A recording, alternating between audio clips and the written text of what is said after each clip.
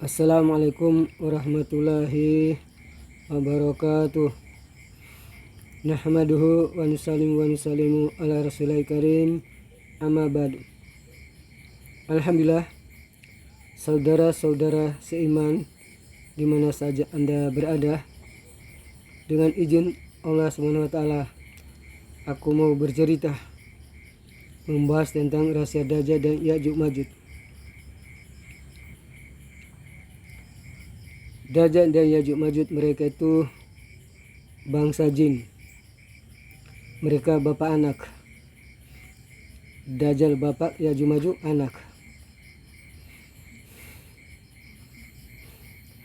Adapun masalah Dajjal, Allah SWT 10 malaikat 5 Nabi Ulil Azmi sudah menjelaskan untuk aku secara langsung pada tahun 1990. Kemudian pada tahun 1997 kembali lagi 5 Nabi Ulil Azmi menjelaskan untuk aku masalah Dajjal secara langsung. Karena tidak ada dalilnya, maka mereka 5 Nabi Ulil Azmi menjelaskan untuk aku masalah Dajjal secara langsung. 5 Nabi Ulil Azmi itu yakni Nabi Nuh alaihi wassalam, Nabi Ibrahim alaihi wassalam, Nabi Musa alaihi wassalam, Nabi Isa alaihi wassalam, dan baginda Nabi besar Muhammad sallallahu alaihi wasallam. Di sini aku ceritakan, aku bahas penjelasan terkait Dajjal tersebut. Dajjal bukanlah nama salah satu makhluk, tapi itu gelar julukannya Raja Jin. Nama aslinya adalah Azazil.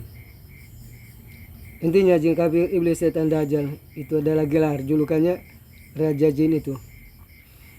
Nama itu nama-nama yang dimurkai Allah Subhanahu wa taala.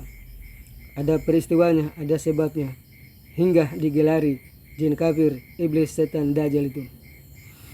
Di langit Raja Jin bukan sekedar pimpin malaikat dalam beribadah pada Allah Subhanahu wa taala, tapi Allah taala berikan kelebihan untuk Raja Jin bersama malaikat selama 10.000 tahun.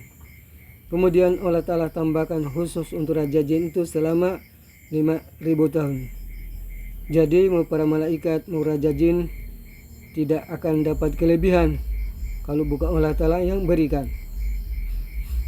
Allah Ta'ala berikan kelebihan untuk mereka bukan cuma-cuma, tapi mereka semua ada tugas penting. Adapun tugasnya Raja Jin itu yakni untuk mengawasi manusia di muka bumi agar tidak terjadi pertumpahan darah, perang, bunuh-membunuh. Allah Ta'ala beritahu Raja Jin bahwa jika terjadi pertumpahan darah, perang, bunuh-membunuh, atasi damaikan dengan adil. Jika salah satu pihak atau kedua belah pihak tidak mau tahu, maka binasakanlah salah satu atau kedua belah pihak yang tidak mau tahu itu. Kemudian Allah Ta'ala berikan sumpah jabatan untuk Raja Jin itu. Kemudian setelah itu Allah Ta'ala berikan istri untuk Raja Jin, namanya Samirah. Setelah Allah Ta'ala turunkan mereka berdua di muka bumi, mereka bermusyawarah untuk berpaling dari Allah Ta'ala, untuk mengingkari sumpah. Mereka sepakat, mereka berpaling dari Allah Ta'ala, mereka mengingkari sumpah, hingga mereka melakukan keingkaran selama-lamanya. Itulah sebabnya Raja Jin Azazil digelari, dijuluki jin kafir, karena dia melakukan keingkaran pada Allah Ta'ala. Dia mengingkari sumpah yang Allah Ta'ala berikan untuk dia. Dan faktanya Dajjal itu ada cap kafir di jidatnya. Setelah Raja Jin telah melakukan keingkaran pada Allah Ta'ala, maka Allah Ta'ala mengutus 3 malaikat untuk mengajak Raja Jin itu untuk kembali pada Allah Ta'ala pada tugas yang diembannya. 3 malaikat itu yakni malaikat Israel alaihissalam, Malik alaihissalam, Jibril alaihissalam. Tapi yang diabadikan dalam Al-Quran cuman malaikat Jibril alaihissalam. Allah Ta'ala beritahu aku bahwa itu urusanku, bukan urusan siapa-siapa, tidak ada campur tangan siapa-siapa. Yang pertama, Allah Ta'ala utus malaikat Israel. Turunlah Israel, mulailah dia mengajak Raja Jin untuk kembali pada Allah Ta'ala, pada tugas yang diembannya. Tapi Raja Jin dia membangkang tetap ingkar, maka dia menyerang Israel. Akhirnya Israel kembali pada Allah Subhanahu wa Ta'ala. Kemudian Allah Ta'ala utus malaikat Malik. Turunlah Malik, mulailah dia mengajak Raja Jin untuk kembali pada Allah Ta'ala, pada tugas yang diembannya. Tapi Raja Jin dia membangkang tetap ingkar, bahkan dia menyerang Malik. Akhirnya Malik kembali pada Allah Subhanahu wa Ta'ala. Kemudian yang ketiga, yang terakhir, Allah Ta'ala utus malaikat Jibril alaihissalam. Tapi sebelum Jibril turun, Jibril menyatakan pada Allah Ta'ala, ya Allah, mereka tidak bisa, apa bedanya dengan aku? Allah Ta'ala menyatakan pada Jibril, wahai Jibril, kamu laksanakan saja perintahku. Jika Raja Jin menyerangmu, aku akan membantumu untuk menyerang Raja Jin. Maka turunlah Jibril, mulailah dia mengajak Raja Jin kembali pada Allah Ta'ala, pada tugas yang diembannya. Tapi Raja Jin dia membangkang tetap ingkar, dia menyerang Jibril. Jibril balik menyerangnya. Terjadilah perang antara mereka berdua, dan Allah Ta'ala membantu Jibril hingga Allah Ta'ala menyerang Raja Jin, hingga Raja Jin tak bisa bikin apa-apa. Kemudian kembali Allah Ta'ala perintah Jibril untuk mengajak lagi Raja Jin kembali pada Allah Ta'ala, pada tugas yang diembannya.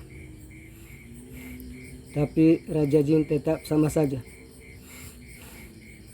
Dia tetap membangkang tetap ingkar, tidak mau tahu dia. Itulah sebabnya Raja Jin Azazil dijuluki iblis, karena dia pembangkang dia. Akhirnya Allah Ta'ala perintah Jibril untuk mengangkat Raja Jin ke langit. Itu ada tujuan baik dari Allah Ta'ala untuk Raja Jin, yakni Allah Ta'ala hendak mau menguji Raja Jin itu. Jika dia taati, dia lulus ujian, maka akan jadi kafarah untuk dia bersama istrinya, yakni Allah Ta'ala akan memaafkan dia bersama istrinya, walaupun mereka telah melakukan keingkaran sangat melampaui batas. Tapi jika dia tidak taati, maka Allah Ta'ala akan menghukum, menetapkan dia bersama istrinya sebagai tersesat. Maka mulailah Allah Ta'ala perintah Jibril mengangkat Raja Jin ke langit. Setelah sampai ke langit, Allah Ta'ala pancing Raja Jin dengan para malaikat, yakni Allah Ta'ala suruh para malaikat sujud pada Adam. Para malaikat sujud pada Adam, kecuali si pembangkang itu, si iblis itu. Dia menyombongkan diri, tetap dalam keingkaran. Dia menyombongkan diri, menyatakan dia tidak pantas sujud kepada Adam, karena dia dari api, Adam dari tanah. Dia melihat Adam, tidak melihat Allah Ta'ala yang suruh dia sujud pada Adam, maka dia tidak lulus ujian. Akhirnya Allah Ta'ala menghukum, menetapkan dia sebagai tersesat. Begitu juga istrinya, Allah Ta'ala hukum, tetapkan sebagai tersesat. Itulah sebabnya Raja Jin Azazil dijuluki setan, karena Allah Ta'ala telah hukum, tetapkan sebagai tersesat. Kemudian setelah itu Allah Ta'ala menghinakan Raja Jin Azazil itu sehina-hinanya, yakni Allah Ta'ala rubah dia jadi jelek, busuk, menjijikan. Mata kanannya Allah Ta'ala cabut keluar hingga panjang keluar. Itulah sebabnya Raja Jin Azazil digelari, dijuluki Dajjal itu. Karena Allah Ta'ala telah menghinakan dia, telah merubah dia jadi jelek, busuk, menjijikan, biji mata panjang.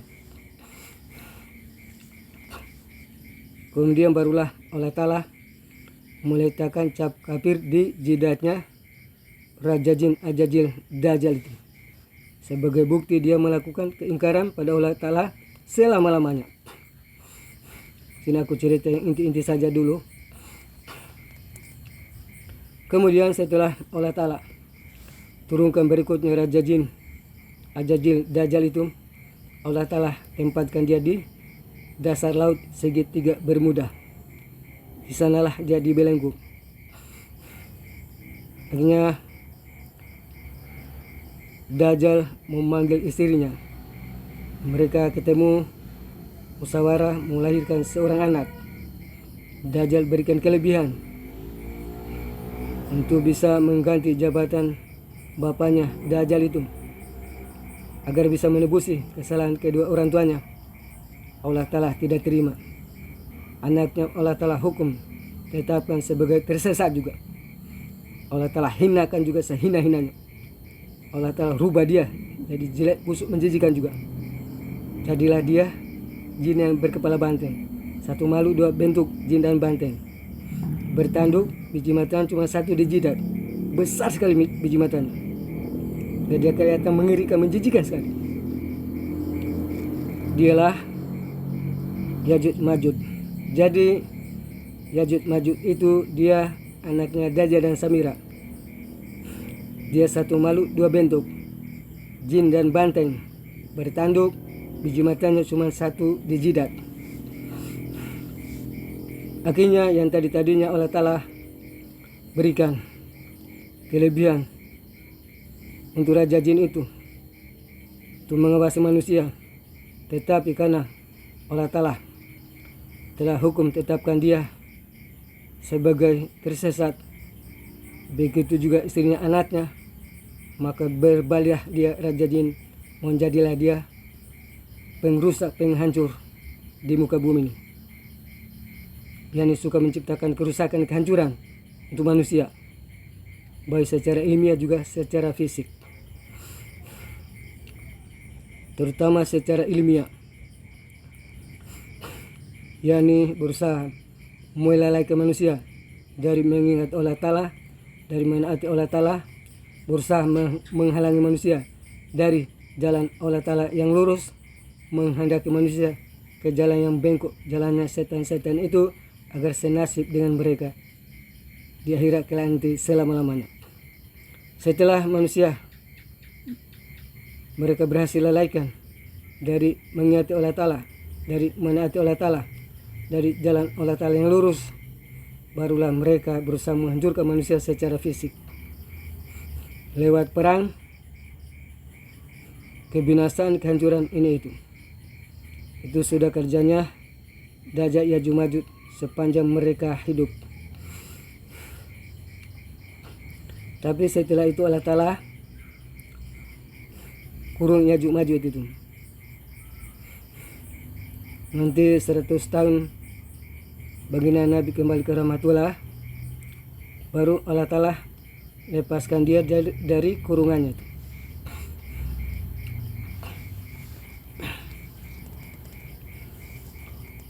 Dan setelah Allah Ta'ala menjelaskan untuk aku tentang apa-apa yang terkait dengan Dajjal Yajud Majud secara keseluruhan, kemudian Allah Ta'ala perlihatkan untuk aku pada Dajjal yang ada di dasar laut segitiga Bermuda itu. Kemudian Allah Ta'ala beritahu aku bahwa agama, ajaran, ilmu, aturan cuma ada dua sumber, dari aku Allah Ta'ala dan dari setan Dajjal. Kalau Yajud Majud dia dikendali oleh setan Dajjal. Kemudian Allah Ta'ala selalu memperlihatkan untuk aku pada semua alam ciptanya lewat mimpi-mimpi dengan berbagai bentuk. Terkadang Allah Ta'ala perlihatkan untuk aku pada semua alam ciptanya sesuai keajaibannya, hingga sesuai keajaiban Allah Ta'ala aku bisa melihat semua alam ciptaan Allah Ta'ala. Terkadang Allah Ta'ala tampakkan semua ciptaannya di mataku, hingga aku melihat semua alam ciptaan Allah Ta'ala. Terkadang Allah Ta'ala berjalankan rohku, hingga rohku berjalan menjelajahi semua alam ciptaan Allah Ta'ala, mulai dari Lauhil Mahfuz, arsy-Nya Allah Ta'ala, surga neraka, 7 lapis langit, matahari, bulan, semua bintang alam bumi ini.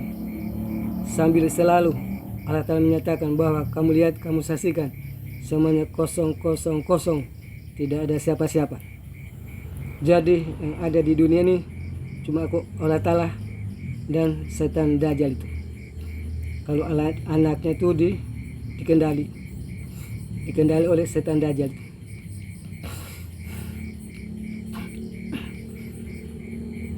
Kemudian Allah Ta'ala beritahu aku lagi bahwa jadi agama, ajaran, ilmu, aturan cuma ada 2 sumber, dari aku Allah Ta'ala dan dari setan Dajjal itu. Kalau anaknya itu dikendali oleh setan Dajjal itu.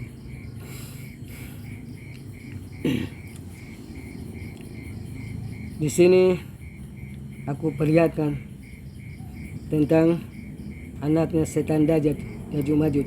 Ini dia Yajuj Majuj, anaknya Dajjal dan Samira. Tapi ini bukan wujud asli. Dia aslinya jin berkepala banteng, bertanduk, biji matanya cuma 1 di jidat. Besar sekali biji matanya. Dia kelihatan mengerikan, menjijikkan sekali. Tapi dia bisa berubah-ubah sesuai keinginannya. Ini pernah dikurung Allah Ta'ala. Tapi setelah 100 tahun baginda Nabi kembali ke rahmatullah, barulah Allah Ta'ala lepaskan dia dari kurungannya. Maka jadilah dia pengeliling di muka bumi. Biasanya dia tinggal di lautan dangkal, di tanjung yang ada gua, di masjid-masjid. Cuma 2 masjid dia tidak bisa masuki, yakni Masjid Makkah dan Madinah, karena dia makhluk tersesat, terkutuk, terusir. Tapi di mana-mana dia suka berubah-ubah dan suka mengaku yang baik-baik untuk membuat tipu daya, untuk merusak, menghancurkan manusia agar senasib dengan dia. Itu sudah kerjanya dia dengan Dajjal. Dia pernah tinggal di negara kita Indonesia. Dia tinggal di daerahku di Buton. Aku ini orang Buton. Aku Buton Wawangi. Pertama dia tinggal di Burangasih, kemudian pindah di Wawangi, kemudian pindah di Badia. Setelah itu baru dia lanjut ke Ambon. Ini di Buton diakui sebagai tetenya semua orang Buton. Tapi di lain sisi dia diakui sebagai anaknya Sultan Muna, hingga namanya lah Ode Wuna-Wuna. Itu cerita sangat ganjil, sangat tidak benar, hoax. Kalau tetenya semua orang Buton, Buton itu banyak. Ada Burangasih, ada Wawangi, ada Badia. Intinya banyak lah. Maka dia bukan anaknya Sultan Muna, karena Muna itu cuma 1 komponen manusia di Buton. Tidak semua Buton itu Muna. Muna itu cuma 1 komponen manusia di Buton. Maka kalau dia anaknya Sultan Muna, bukan tetenya semua orang Buton. Kalau tetenya semua orang Buton, bukan anaknya Sultan Muna. Intinya dia ini anaknya Dajjal dan Samira. Dia Yajuj Majuj, dia jin kafir, iblis setan. Perlu diketahui, di dunia ini setiap yang bernyawa mengalami kematian. Dia tidak abadi, tidak kekal di dunia ini. Baik dia mau anak sultan, mau anak nabi, semuanya merasakan kematian, kembali ke rahmatullah. Yang belum dimatikan, yang masih ditangguhkan kematiannya, jin ya, dia jin memang. Kemudian Nabi Khidir, Nabi Isa, itu urusan Allah Ta'ala, bukan urusan kita. tidak ada campur tangan siapa-siapa. Dan dia ini bisa masuk ke manusia. Caranya bagaimana? Setelah 3 hari seorang ibu melahirkan, anaknya dia buang baru dia ganti. Ketika aku masih kecil, dia suka mendatangi aku dalam bentuk seorang Gajah Mada dan seorang pemimpin negara. Dia berbadan besar tinggi sekali. Dia suka menakut-nakuti aku dia. Suka menepuk dadanya sambil menyatakan untuk aku bahwa dialah yang terbesar di dunia, raja dunia, penguasa dunia, pencipta dunia, satu-satunya di dunia. Sambil menakut-nakuti aku. Alhamdulillah, Allah Ta'ala datangi aku lewat mimpi dalam bentuk cahaya yang sangat indah sekali. Allah Ta'ala beritahu aku bahwa jangan percaya, jangan tertipu, jangan takut. Dia anaknya Dajjal dan Samira. Dia Ya'juj Ma'juj. Dia jin kafir, iblis setan. Aku ini Allah Ta'ala yang maha besar, yang merajai, yang menguasai, yang menciptakan dunia dan segala-galanya. Selain aku adalah ciptaanku. Akulah satu-satunya di dunia. Jangan kamu takut, kamu bersama aku, Allah Subhanahu wa Ta'ala. Kamu lah akan membuka rahasianya. Maka bukalah. Jadi di sini aku membuka pikiran, otaknya semua orang Indonesia terkait Gajah Mada. Karena cerita asal usul Gajah Mada sangat banyak. Dari Buton, dari Jawa, dari Bali, intinya banyak. Di Jawa pun dia tidak dari satu tempat, tapi dia dari banyak tempat. Hati-hati, kalau cerita dia banyak, jangan gampang terima, jangan gampang percaya. Karena di dunia nih, di samping ada Allah Ta'ala, malaikat, makhluk yang baik, juga ada setan Dajjal Ya'juj Ma'juj yang suka membuat tipu daya sesuai kelicikan mereka, untuk merusak, menghancurkan manusia agar senasib dengan mereka. Ujung-ujungnya seperti itu, rahasianya seperti itu. Jadi jangan gampang terima, jangan gampang percaya. Dan dia ini pernah pimpin sebuah negara. Caranya bagaimana? Setelah 3 hari seorang ibu melahirkan, anaknya dia buang baru dia ganti. Besar dia jadi pemimpin, tapi dia musuh dalam selimut. Secara lahiriah dia memimpin, secara gaib dia musuh. Karena dia makhluk gaib. Tidak bisa dibaca pola permainannya. Apalagi dia bersekutu dengan Dajjal. Karena dia memang dipasang Dajjal untuk membuat tipu daya, untuk merusak, menghancurkan manusia agar senasib dengan mereka. Allah Ta'ala beritahu aku bahwa dia licik, bisa menipu manusia, tapi tidak bisa menipu Allah Ta'ala. Tidak bisa menipu aku, Allah Ta'ala. Begitu juga baginda Nabi beritahu aku bahwa dia licik, bisa menipu umat, tapi dia tidak bisa menipu aku, utusan Allah Ta'ala.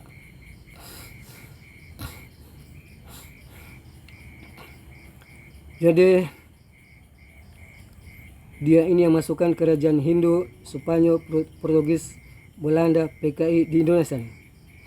Karena mau jadikan Indonesia nih basis Hindu, maka dia masukkan kerajaan Hindu. Dia mau jadikan Indonesia nih basis Nasrani, hingga dia bawa Spanyol, Portugis, Belanda, bawa Nasara di Indonesia nih. Karena mau jadikan Indonesia basis Nasara, bawa PKI komunis, karena mau jadikan Indonesia nih basis PKI komunis. Rahasianya bagaimana? Karena akhir zaman Allah Ta'ala sudah tetapkan Islam akan bangkit dari Indonesia. Di Indonesia akan lahir seorang pemegang panji Islam yang akan pimpin dunia Islam di akhir zaman. Maka mereka Dajjal, Ya'juj Ma'juj, setan-setan itu berusaha mendahului. Itu sudah kerja mereka. Hingga mereka masukkan kerajaan Hindu.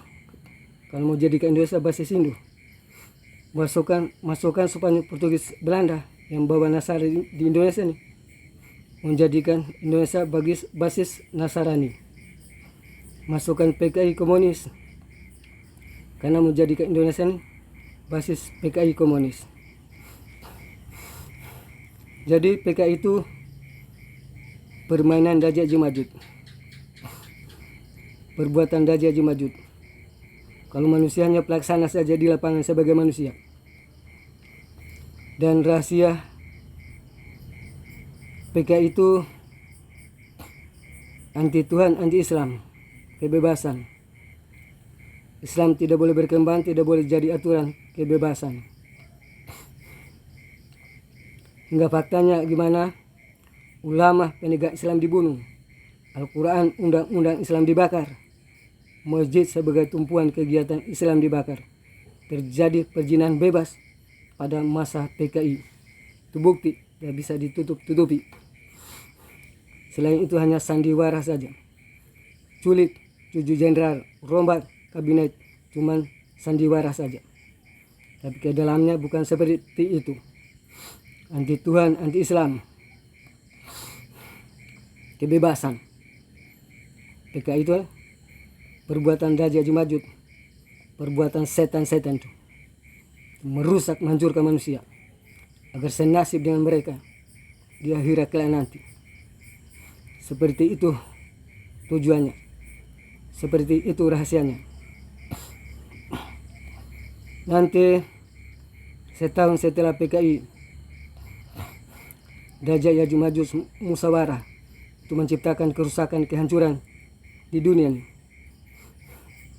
lewat perang yang berbentuk perang. Sasaran utamanya adalah negara Indonesia dan Timur Tengah. Tapi yang utama adalah Indonesia, karena mereka tahu di Indonesia tak lama akan lahir seorang pemegang panji Islam yang tahu rahasia Daji Haji Ma'jud. Maka mereka berusaha menghancurkan Indonesia. Dan yang dipasang Daji Haji Ma'jud untuk menciptakan kehancuran di Indonesia dan Timur Tengah adalah Amerika, Inggris, Belanda, Portugis, Australia, Cina, juga Israel. Dan pada tahun 91 Amerika mulai ambil langkah, mulai bertindak.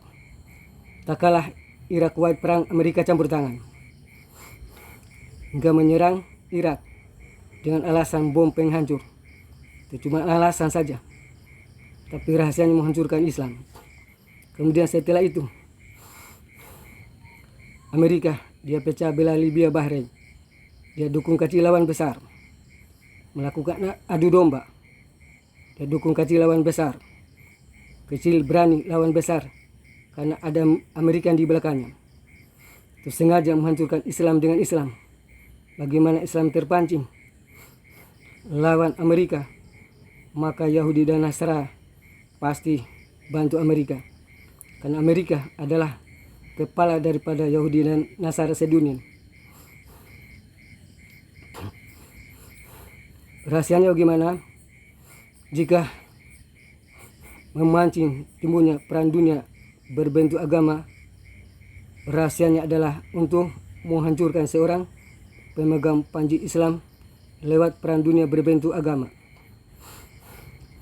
Tak kala pemegang panji Islam datang, Yahudi dan Nasrani berusaha menyerang Islam. Dan yang sudah dilakukan oleh Amerika itu. Di kala itu, di samping Amerika campur tangan masalah Irak Kuwait, pecah belah Libya, Bahrain, hatinya tertuju kepada Indonesia, selalu mengincar Indonesia, karena sasaran utamanya adalah Indonesia. Sehingga kenyataannya pada tahun 99, tahun 2000, Amerika, Inggris, Belanda, Portugis, Australia, mereka pecah belah Indonesia, ciptakan huru hara untuk Indonesia, karena ingin menghancurkan Indonesia. Rahasia itu adalah rencana jahat Daji Haji Ma'jud untuk menghancurkan seorang pemegang panji Islam yang sudah ada di Indonesia. Bagaimana dia bisa terbunuh, hingga tidak bisa membuka rahasia Daji Haji Ma'jud, hingga tidak bisa memberantasi program Daji Haji Ma'jud. Seperti itu rahasia ke dalamnya. Tapi ini karena penyimpan terbatas, penyebarannya berat. Nanti baru aku lanjutkan juga pada kali berikutnya. Sebelumnya aku perkenalkan asal usulku, juga namaku. Aku Buton Wawangi, namaku Adanda Muhammad Akbar. Aku lahir di Dusun Arpapaya, Kecamatan Hua Mual, Kabupaten SBB, menjadi Ambon. Tinggal di Dusun Hulung, Kecamatan Lehitu, Kabupaten Maluku Tengah pada tahun 1996. Ini saja dulu. Subhanaka Allahumma bihamdika asyhadu alla ilaha illa anta astaghfiruka wa atubu ilaik. Adanullah ajmain wabillahi taufik wal hidayah. Assalamualaikum warahmatullahi wabarakatuh.